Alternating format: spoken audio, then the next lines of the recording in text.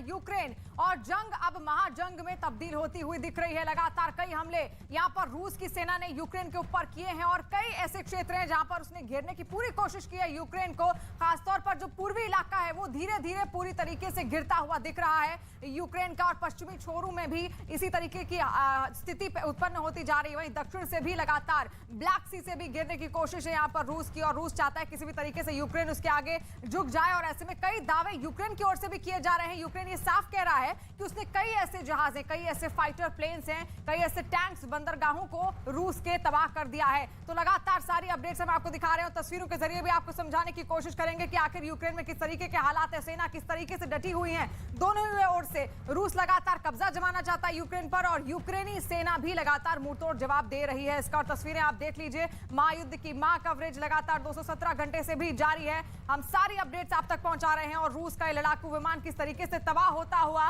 नीचे धरती पर धाराशायी होता हुआ दिख रहा है, उसकी एक तस्वीर आप देख लीजिए। और यूक्रेन का यह दावा है कि उसकी सेना की ओर से ही इसको नष्ट कर दिया गया है, तबाह कर दिया गया है। ये रूसी विमान है, छोटा सा काला जो आसमान में आपको उड़ता हुआ दिख रहा है, और देखिए ये धाराशायी होता हुआ नीचे धरती पर गिरता हुआ नजर आ रहा है। यूक्रेन की सेना का बड़ा दावा इसको लेकर यह है कि उसकी सेना की ओर से ही, उसके लड़ाकों की ओर से ही इस विमान को धाराशायी कर दिया गया है। तो 10 दिन आज हो चले हैं, 9 दिन बीत चुके हैं, लेकिन युद्ध का मंजर जिसका तस बना हुआ है, सब कुछ तबाह हो चुका है यूक्रेन में। रिहायशी इमारतें बात करें, सरकारी इमारतों की बात करें, और जितने भी बड़े बड़े वहां पर मार्केट्स थे, मॉल्स थी, बड़े सुंदर शहर, खूबसूरत शहर, सब कुछ अब मलबे में तब्दील हो गए हैं। सब कुछ राख राख हो चुका है, क्योंकि लगातार रूसी हमले वहां पर जारी है, और रूस की सेना और ज्यादा घुसपैठ करने की कोशिश में है। वो चाहती है कि पूर्वी पश्चिमी हर क्षेत्र से वो उसको घेर ले, ताकि यूक्रेन के राष्ट्रपति ज़ेलेंस्की के ऊपर किसी तरीके का दबाव बने। हालांकि पुतिन ने यहाँ पर एक बात साफ कही है। पुतिन ने कहा है कि हम बातचीत लगातार जारी रखेंगे,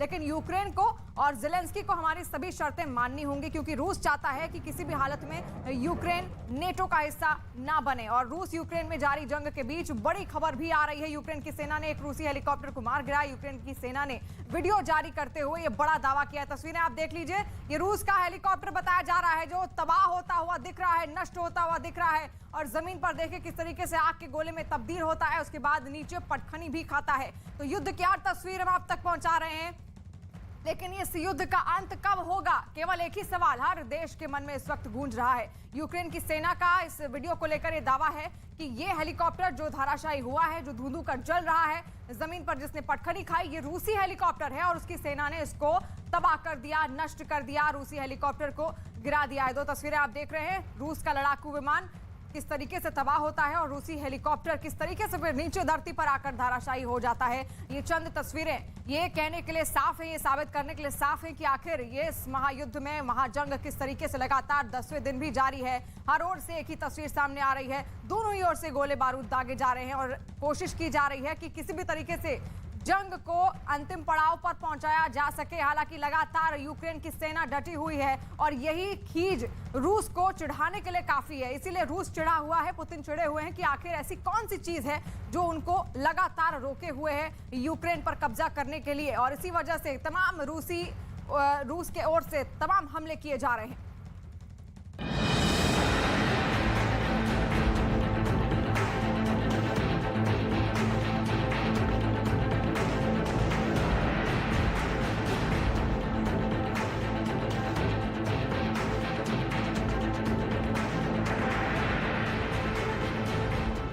रूस और यूक्रेन के बीच महायुद्ध के 10 दिन बीत चुके हैं। यूक्रेनियों की हिम्मत का लोहा दुनिया मान रही है, लेकिन ऐसा लगता है कि रूस एक सोची समझी योजना पर काम कर रहा है।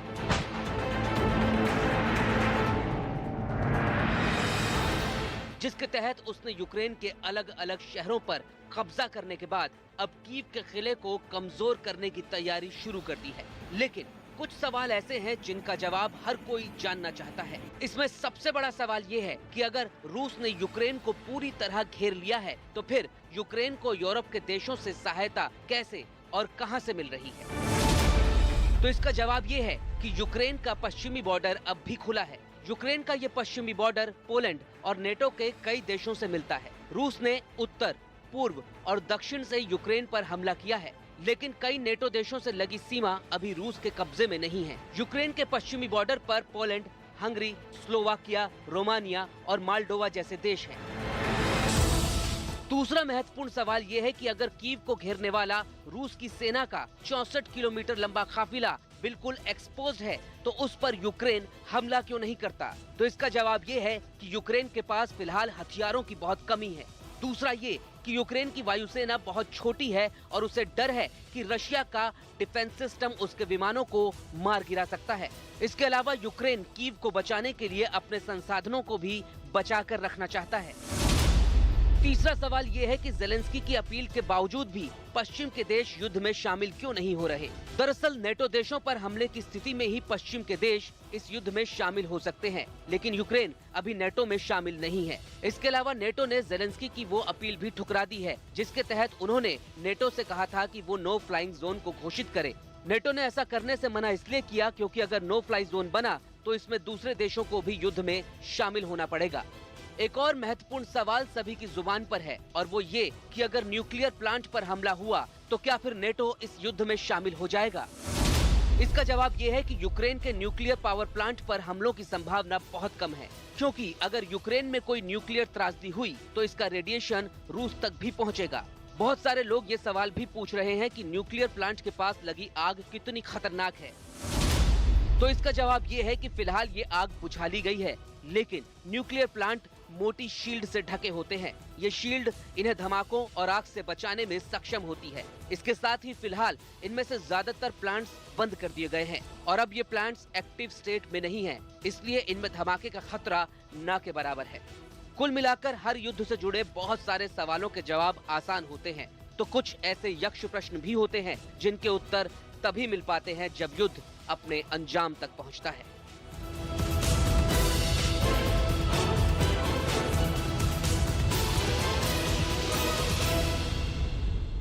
तो लगातार तस्वीरें आप देख रहे हैं और ये भीषण भयानक तस्वीरें लगातार यूक्रेन से सामने आ रही हैं, क्योंकि यूक्रेन में महायुद्ध अब भी लगातार 10वें दिन भी जारी है और रूस यूक्रेन के बीच भीषण जंग इसी में जारी है। और इसी बीच रूस के रक्षा मंत्रालय ने भी एक वीडियो जारी किया है, वो भी हम आपको दिखाएंगे। और एक जगह पर KA-52 हेलीकॉप्टर को स्पेशल मिलिट्री ऑपरेशन में हिस्सा लेते हुए दिखाया गया है। वहीं रूस की सेना को कीव के करीब पेट्रोलिंग करता हुआ भी दिखाया जा रहा है। इस वीडियो के जरिए बहुत सारे संकेत देने की कोशिश की जा रही है। दो वीडियो इस वक्त आप अपनी टीवी स्क्रीन पर देख रहे हैं। आसमान में किस तरीके से युद्धाभ्यास लगातार जारी है और रूसी सेना की पेट्रोलिंग भी लगातार की जा रही है। रूसी सेना की ओर से कोई भी पीछे हटने को तैयार नहीं है। युद्धाभ्यास भी उस ओर हो रहा है जहां पर एक और जंग चल रही है और युद्ध की तैयारी और खुद प्रिपरेशंस करना चाहता है यहां पर रूस। तो आसमान में किस तरीके से उसके जंगी जहाज दौड़ते हुए नजर आ रहे हैं, तस्वीरें आप अपने टीवी स्क्रीन पर इस वक्त देख रहे हैं। और रूसी सेना की पेट्रोलिंग भी लगातार कई क्षेत्रों में जारी है और कई क्षेत्र ऐसे हैं जहां पर उसकी ओर से कब्जा जमा लिया गया है। टैंकर्स पर बैठकर किस तरीके से पेट्रोलिंग उनकी ओर से की जा रही है और ऐसा मान पड़ रहा है कि कहीं भी अगर इनको कुछ भी ऐसा उत्पात मचाती हुई चीजें दिखी तो उसको धाराशाही कर देंगे। तो टैंक के जरिए किस तरीके से लगातार पेट्रोलिंग की जा रही है, तस्वीरें आप देख रहे हैं। और बॉर्डर से हर तस्वीर हम आप तक पहुंचाने की कोशिश कर रहे हैं, क्योंकि यूक्रेन और रूस के बॉर्डर के पास भी हालात बेहद खराब होते जा रहे हैं। पूर्वी क्षेत्र ऐसा है जो उसके बॉर्डर से लगता है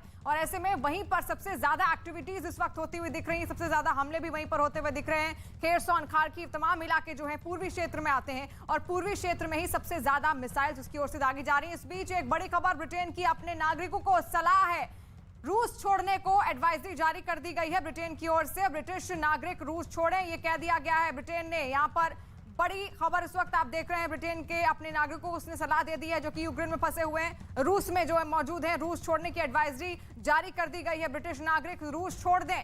आपको बता दें इस वक्त की बड़ी खबर आप देख रहे हैं, नाराजगी लगातार रूस को लेकर कई देशों के बीच है। ऐसे में ब्रिटेन ने भी अपने वहां पर रह रहे रूस में रह रहे अपने नागरिकों के लिए कई बड़े ऐलान कर दिए हैं और ब्रिटेन की अपने नागरिकों को सलाह अब दे दी गई है और साफ कहा है कि वो जल्द से जल्द रूस को छोड़ दें। रूस छोड़ने की एडवाइजरी ब्रिटिश नागरिकों के लिए जो कि रूस में रह रहे हैं उनके लिए एडवाइजरी जारी कर दी गई है। तो इस वक्त की बड़ी खबर, लगातार बॉयकॉट हो रहा है सब जगह से रूस का। उसके ऊपर कई तरह की पाबंदियां लग रही हैं, आर्थिक पाबंदियों से उसको नुकसान भी झेलना पड़ रहा है, क्योंकि रूबल हमने देखा किस तरीके से 42% तक गिर गया था डॉलर के मुकाबले। और ऐसे में कई पाबंदियां रूस की ओर से हो रही हैं